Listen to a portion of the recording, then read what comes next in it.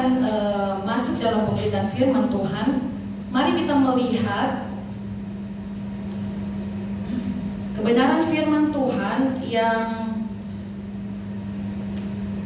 saya ambil di dalam ini karena memang Bapak Ibu masih masih baru sekali tadi malam saya persiapkan sampai tadi sore untuk kebenaran firman Tuhan ini. Saya beri judul buah bibir, dan pembacaan firman Tuhan. Sebentar saya lihat dulu Bapak Ibu.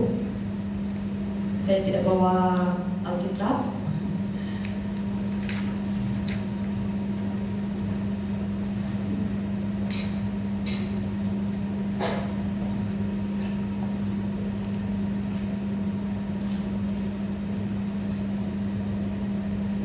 Di dalam Yesaya 57 ayat 19, Yesaya 57 ayat 19, ya.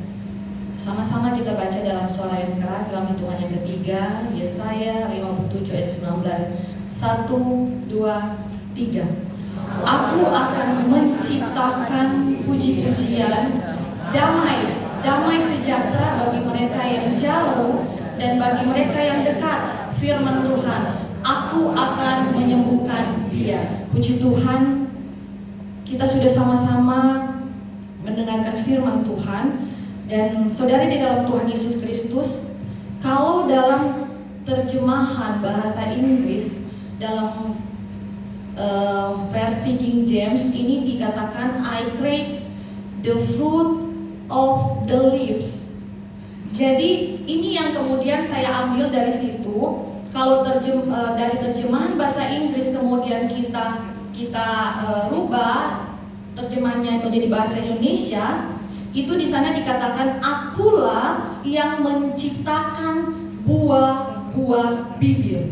Makanya saya beri judul buah bibir. Saudara di dalam Tuhan Yesus Kristus. Nah, menurut Kamus Besar Bahasa Indonesia, buah bibir itu adalah sebuah ungkapan atau kiasan yang menggambarkan sesuatu yang menjadi bahan sebutan, bahan percakapan, bahan pembicaraan atau perguncingan. Oh, dia jadi buah bibir. Dan dalam hal apa dia jadi buah bibir, ada dua hal, positif dan tentu negatif. Yang baik dan yang tidak baik. Ya. Prestasinya dia jadi buah bibir. Tetapi dalam hal yang tidak baik, ada skandal, dia menjadi buah bibir juga. Nah, Bapak Ibu sudah di dalam Tuhan Yesus Kristus, firman Tuhan kita sudah baca tadi bahwa akulah yang menciptakan buah-buah bibir, damai sejahtera bagi yang jauh dan bagi yang dekat, firman Tuhan, dan aku akan menyembuhkan dia. Dalam bahasa Indonesia yang diterjemahkan dari versi King James tadi. Nah, kita akan sama-sama melihat, saudara, sebenarnya dari sisi Alkitabiah atau kebenaran firman Tuhan, ada hal apa yang ingin Tuhan bukakan bagi saya dan saudara sebagai rahasia bagi kita untuk kita dapatkan berkat, kita dapatkan rema dari sana. Pertama, saya akan membawa kita bahwa kebenaran yang pertama yaitu Tuhan yang menciptakan buah bibir itu. Ya, pertama kita akan memegang satu kebenaran bahwa Tuhan yang menciptakan buah bibir itu. Yesaya 59 ayat 12, di sana dikatakan, adapun aku, inilah perjanjianku dengan mereka, firman Tuhan. Rohku yang menghinggapi engkau dan firmanku yang kutaruh dalam mulutmu tidak akan meninggalkan mulutmu dan mulut keturunanmu dan mulut keturunan mereka dari sekarang sampai selama-lamanya, firman Tuhan. Nah, ini yang harus menjadi pegangan saya dan saudara, bahwa Tuhan yang menciptakan buah bibir itu tinggal dalam mulut Ya. Dan yang kedua, bahwa di dalam konteks kebenaran firman Tuhan, buah bibir yang sesuai dengan firman Tuhan adalah buah bibir yang positif. Ya, kita sudah baca tadi, damai, damai, dan juga tentang kesembuhan. Mari kita melihat perbandingan antara buah bibir yang baik dan buah bibir yang tidak baik dari dunia dan yang sesuai dengan kebenaran firman Tuhan dalam Amsal 12. Sama-sama kita akan perhatikan ayat 6 dan akan melompat-lompat juga saudara. Amsal 12 ayat 6, perkataan orang fasik menghadang darah, tetapi mulut orang jujur menyelamatkan orang. Bahasa Indonesia masa kini terjemahannya bilang, kata-kata orang jahat mematikan, kata-kata orang jujur menyelamatkan. Jadi yang dikatakan oleh firman Tuhan tadi di dalam Yesaya tadi saudaraku, bahwa buah-buah bibir yang diciptakan Tuhan adalah buah bibir yang menyelamatkan orang. Jadi pastikan dalam kehidupan saya dan saudara, perkataan yang keluar dari mulut kita adalah perkataan yang menyelamatkan orang. Katakan amin. Ya, amin. Bukan menghadang darah, bukan membuat patah semangat orang, menyakitkan hati orang. Lihat terjemahan lain dalam versi mudah dibaca, dikatakan di sana, orang jahat mempergunakan kata-katanya untuk menyakiti orang lain. Ya, tetapi perkataan orang baik dapat menyelamatkan orang dari mara bahaya. Puji Tuhan. Haleluya.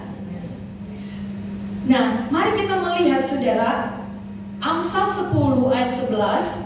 Amsal 10 ayat 11 sebelum kita lanjut di Amsal 12 tadi, di sana dikatakan firman Tuhan, mulut orang benar adalah apa saudara? Sumber kehidupan. Saya katakan tadi, membangkitkan semangat, tidak membuat orang patah semangat, tidak membuat orang duka cita, tidak membuat orang terintimidasi, tetapi membuat sebuah kehidupan muncul dari orang yang mendengarkan perkataan kita. Ya, tetapi sebaliknya mulut orang fasik menyembunyikan kelaliman, kejahatan. Saudara di dalam Tuhan Yesus Kristus, mari kemudian kita melihat Amsal 12 ayat 18 untuk membanding-bandingkan ya saudara, bagian mana yang diciptakan Tuhan, yang harusnya menjadi bahagian dalam perkataan kita, menjadi buah bibir yang keluar dari mulut kita. Ada orang yang lancang mulutnya seperti apa? Tikaman maut, mematikan saudara. Tetapi lidah orang bijak mendatangkan kesembuhan. Tadi firman Tuhan bilang, damai, damai, dan kesembuhannya. Daud pernah merasakan saudara di dalam Tuhan bagaimana dia dihimpit oleh tekanan yang dia sampaikan dalam Mazmur 42 ayat 4 dan ayat 11. Ini bagian dari puisi saudara. Saya senang dengan puisi ini. Kerinduan kepada Allah judulnya. Di dalam ayat 4, air mataku menjadi makananku siang dan malam, karena sepanjang hari orang berkata kepadaku, di mana Allahmu? Jadi ada sebuah keadaan yang membuat dia merasa bahwa kehidupannya itu seperti berduka terus, dalam himpitan terus. Makanannya itu makanan yang tidak mengenakan sepanjang hari. Orang menekan dia. Dan di dalam ayat 11, di sana Daud bilang, seperti tikaman maut ke dalam tulangku, lawanku mencela aku sambil berkata kepadaku sepanjang hari, di mana Allahmu? Ini keadaan yang ditimbulkan dari perkataan-perkataan yang bukan merupakan perkataan atau buah bibir yang diciptakan oleh Tuhan. Membuat orang menderita, membuat orang sengsara, membuat orang merasakan seperti mau mati saja, saudara. Nah, ayat 19 kita lanjut dalam Amsal 10. Ayat 19, bibir yang mengatakan kebenaran tetap untuk selama-lamanya, tetapi dusta hanya untuk sekejap mata. Kebenaran itu akan selalu muncul seperti fajar, saudara. Ya, tetap selama-lamanya. Sementara lidah dusta hanya untuk sekejap mata. Makanya saya ingin mengajak saya dan saudara untuk tidak perlu kita takut dikata-katain orang tentang hal yang tidak benar atau perkataan dusta tentang kita, atau bisa diistilahkan kita difitnah orang. Ingat kata firman Tuhan bahwa lidah dusta itu hanya apa? Sekejap mata. Amin, saudara. Sebentar juga akan berlalu. Amin. Coba bilang sama kiri kananmu, fitnah akan segera berlalu.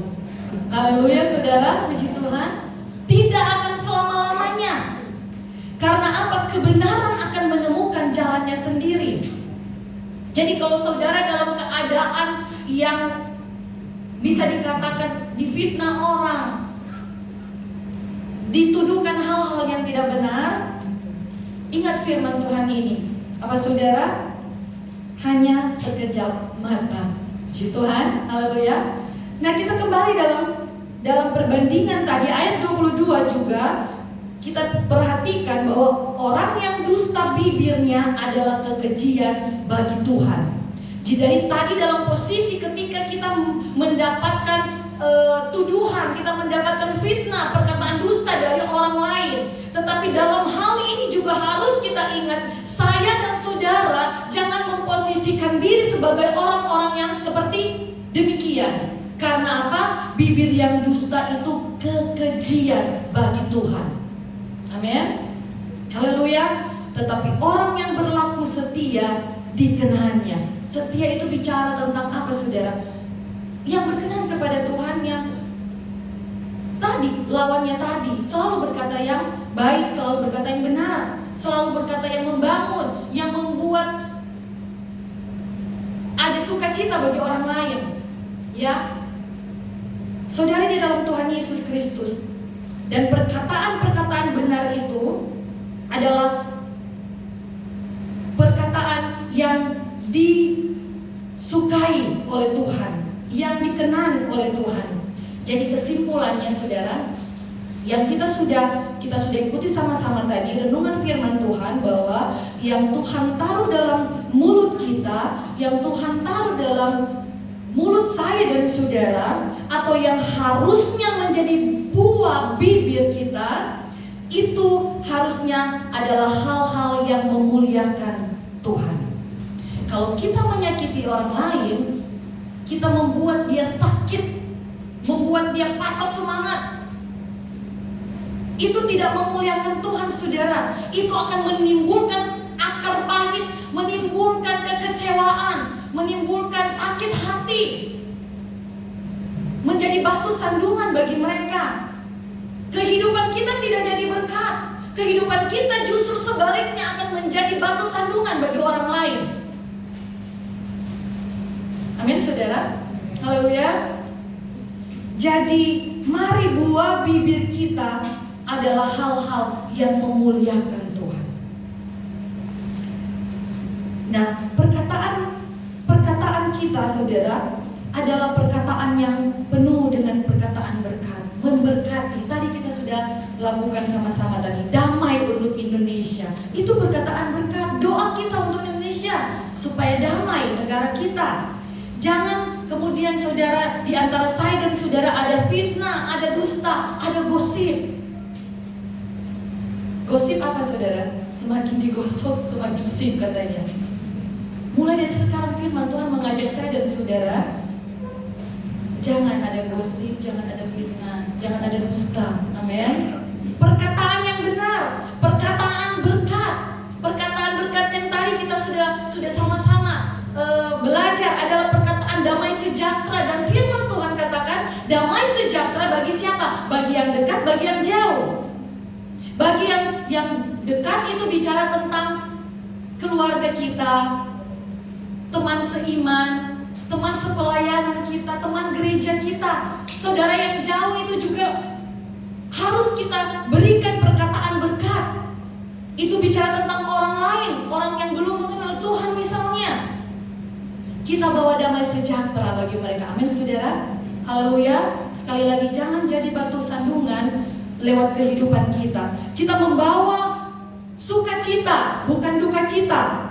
Kita membawa damai, bukan perang atau pedang atau perselisihan atau pertengkaran. Kita membawa kesembuhan, bukan air mata. Kita membawa kesembuhan, bukan kita membawa sakit hati. Haleluya saudara. Haleluya. Kadang-kala orang itu kalau lihat orang menderita malah senang ya. Kita sudah dengar firman Tuhan. Jangan seperti itu. Kita bicarakan penderitaan orang, kita tambahkan bebannya. Tetapi mari kita saling membangun satu dengan yang lain dengan perkataan-perkataan berkat yang membawa damai sejahtera dan kesembuhan itu. Saudara di dalam Tuhan Yesus Kristus. Dengan kata lain saudara, perkataan yang tidak membawa damai dan tidak membawa kesembuhan itu bukan diciptakan oleh Tuhan, tetapi diciptakan oleh iblis. Perhatikan, yang keluar dari mulutmu jangan buah bibir yang diciptakan oleh iblis, tetapi diciptakan oleh Tuhan. Itu akan menjadi sebuah kuasa yang membangkitkan, ya, bukan mematikan. Berhentilah menjadikan mulut kita buah bibir yang negatif, yang tidak mendatangkan pujian, yang tidak mendatangkan kemuliaan bagi nama Tuhan. Nah, apa akibat bila kita tidak berhati-hati dengan buah bibir kita? Perhatikan Matius 12, 35, 36, 37. Matius 12, 35, 36, 37. Di sana firman Tuhan berkata, orang yang baik mengeluarkan hal-hal yang baik dari perbendaharaannya yang baik, dan orang yang jahat mengeluarkan hal-hal yang jahat dari perbendaharaannya yang jahat. 36. Tetapi aku berkata kepadamu, setiap kata sia-sia yang diucapkan orang harus dipertanggungjawabkannya pada hari penghakiman. 37. Karena menurut ucapan engkau akan dibenarkan, dan menurut ucapanmu pula engkau akan dihukum. Kita harus memilih pilihan mana. Kita akan dibenarkan atau kita dihukum. Tentu saya dan saudara memilih untuk kita dibenarkan. Amin saudara. Haleluya. Makanya perkataan kita jaga saudara. Daud tahu betapa sakitnya dia menjadi buah bibir orang.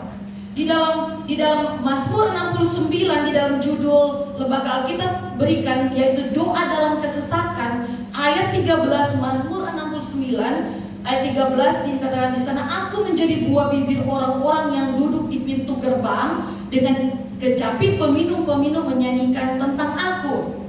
Jadi ini dia menggambarkan sebuah tekanan hidup, kesesakan yang dia alami. Dia menjadi bahan pembicaraan, perguncingan orang-orang yang jahat. Ini tentang itu saudara. Yang membicarakan dia adalah peminum-peminum. Jadi dia merasakan penderitaan dari perkataan-perkataan orang yang tidak takut akan Tuhan. Makanya Daud tidak ingin melakukan hal yang sama kepada sesamanya, kepada orang lain. Kalau saya dan saudara tidak ingin diperlakukan yang buruk, jangan perlakukan buruk orang lain. Amin saudara. Apalagi ketika kita merasakan perbuatan itu begitu menyiksa kita, begitu menekan kita, begitu menyengsarakan saya dan saudara. Oh, kita mau cari teman, saya mau cari teman. Saya sengsara, mereka juga sengsara dong. tidak seperti itu. Amin saudara. Haleluya. Makanya saudara,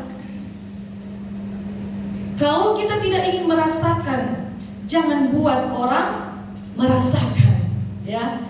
Mari kita perhatikan saudara untuk ayat-ayat yang terakhir.